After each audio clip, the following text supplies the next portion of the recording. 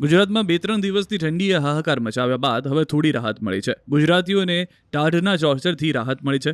મોટાભાગના જિલ્લાઓમાં તાપમાનનો પારો 3 થી 4 ડિગ્રી ઉંચકાતા લોકોને કાતિલ ઠંડીથી છુટકારો મળ્યો છે.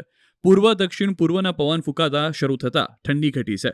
હજુ આગામી 24 કલાકમાં 2 થી 3 ડિગ્રી તાપમાન વધી જશે. હવે રાત્રે અને વહેલી સવારે જ લોકોને ઠંડીનો અહેસાસ થઈ રહ્યો છે.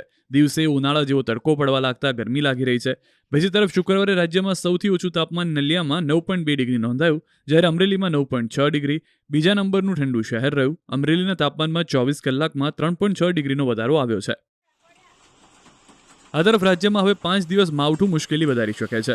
હવામાન નિષ્ણાંત અંબાલાલ પટેલે 22 થી 26 જાન્યુઆરી સુધી ગુજરાતમાં કમોસમી વરસાદની આગાહી કરી છે.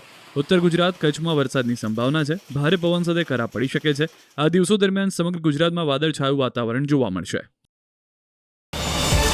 QR કોડ સ્કેન કરો અને ડાઉનલોડ કરો ન્યૂઝ 18 એપ. મેળવો ગુજરાત અને દેશ દુનિયાની પળે પળની અપડેટ્સ.